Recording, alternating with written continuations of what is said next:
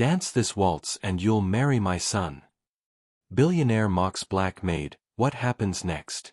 What if I told you that sometimes the cruelest challenges can become the most beautiful beginnings? Margaret wiped her weathered hands on her apron as she polished the grand piano in the Whitmore Mansion's ballroom. The late afternoon sun streamed through crystal windows, casting dancing shadows across the marble floor where she'd cleaned countless times before. She hummed softly, an old melody her grandmother taught her in their tiny apartment above the bakery, back when dreams felt possible and the world seemed kinder.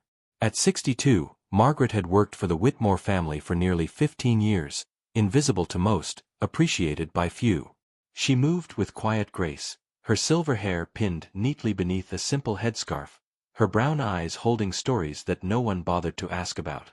The ballroom held memories of grand parties and elegant guests, but today it felt different somehow, charged with an energy that made Margaret pause and look around. Something was about to change, though she couldn't quite name what.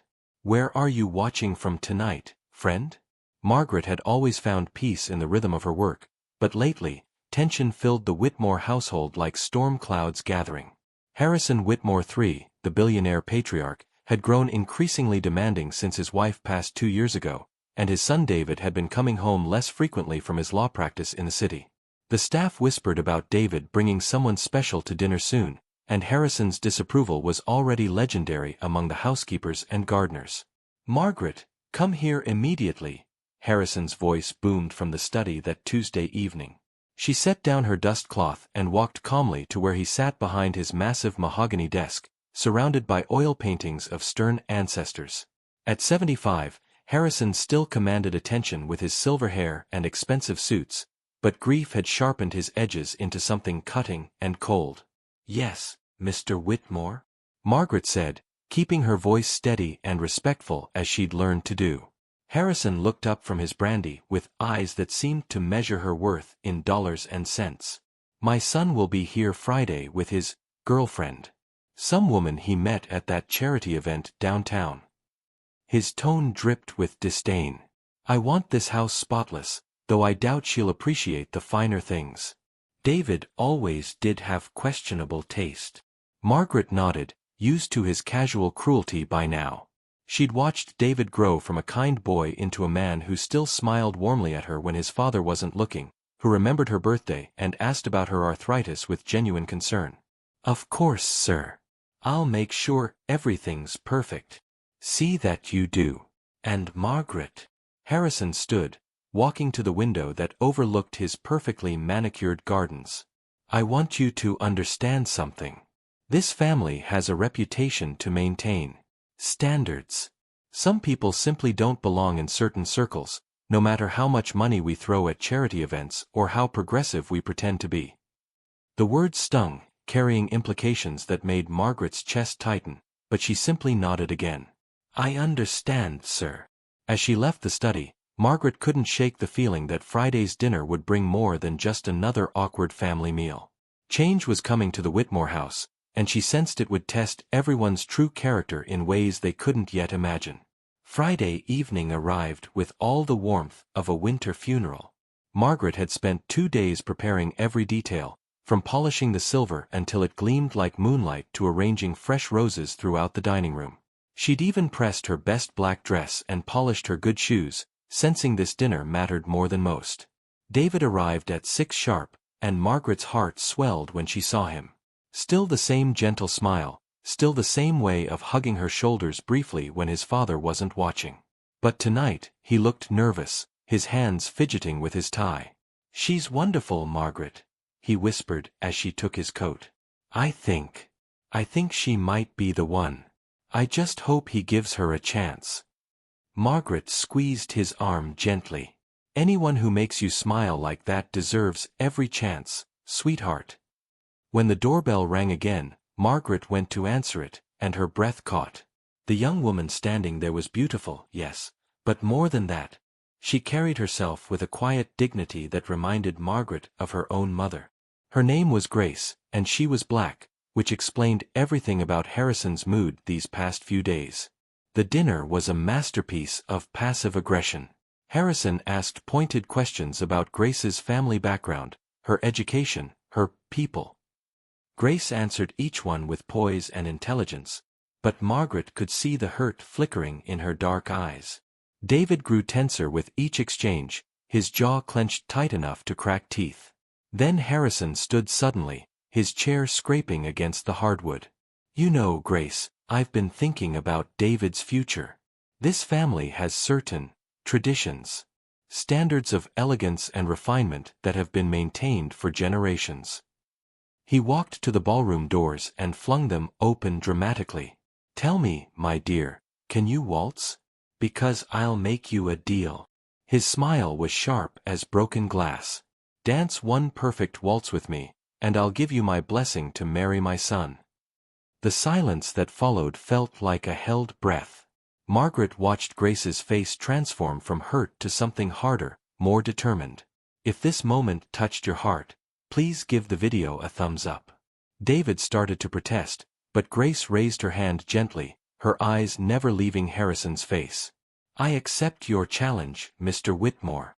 Margaret's heart broke as she watched this cruel game unfold. She'd seen Harrison's cruelty before, but never directed at someone David loved, never weaponized quite so deliberately. The ballroom suddenly felt like a courtroom where Grace was being tried for the crime of loving the wrong man's son. "Wonderful," Harrison said, his voice dripping with false cheer. "Margaret, put on some music. Something classical and proper. Let's see what our guest is truly made of." As Margaret moved toward the sound system, she caught Grace's eye. There was fear there, yes, but also something else, a steely resolve that reminded Margaret of herself at that age, facing down a world that constantly questioned her worth. Grace smoothed her simple black dress and walked to the center of the ballroom floor, her spine straight as a dancer's. Harrison extended his arm with theatrical gallantry. "Shall we begin this little audition, my dear?" But as the first notes of a Strauss waltz filled the air, something magical happened. Grace didn't just dance, she floated. Her movements were liquid poetry, each step perfectly placed, each turn executed with a grace that spoke of years of training. Margaret gasped softly, recognizing the signs of classical ballet technique underlying every movement. Harrison's smug expression slowly dissolved into shock, then grudging admiration, and finally something that might have been shame. Grace led him through the dance as if she were teaching a child, her face serene and dignified despite the humiliation he'd tried to heap upon her. "My grandmother," Grace said softly as they danced, her voice carrying across the ballroom, "taught dance at the Harlem School of Arts for 40 years. She believed that grace and elegance lived in the heart, not the bank account. I trained with the Alvin Ailey Company before I chose law school instead." David stood frozen in the doorway, tears shining in his eyes as he watched the woman he loved transform his father's weapon into her own triumph. Margaret felt her own eyes burn with proud tears for this young woman who faced hatred with such beautiful dignity. When the music ended, Grace curtsied perfectly, then looked Harrison directly in the eyes. "Do I pass your test, Mr. Whitmore?" The silence stretched like a taut wire until Harrison, for perhaps the first time in his privileged life, looked genuinely humbled. "Have you ever faced something like this? Let us know in the comments." Margaret held her breath, knowing that everything, David's happiness, Grace's dignity, this family's future, hung in the balance of whatever Harrison Whitmore said next. Harrison stood motionless for what felt like eternity, his face cycling through emotions Margaret had never seen there before. Surprise, respect, and finally, something that looked remarkably like humility. The proud old man who'd built an empire on the conviction of his own superiority found himself face to face with a grace he couldn't buy or inherit. Harrison began, then stopped, seeming to struggle with words that had never been difficult before. "Young lady, I owe you an apology. Several apologies, in fact."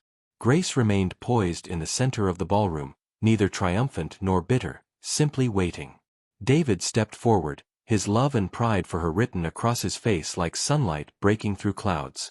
"You set out to humble me," Grace said quietly, "and instead, you've given me the chance to honor my grandmother's memory. She always said that how we respond to cruelty reveals more about us than the cruelty itself ever could."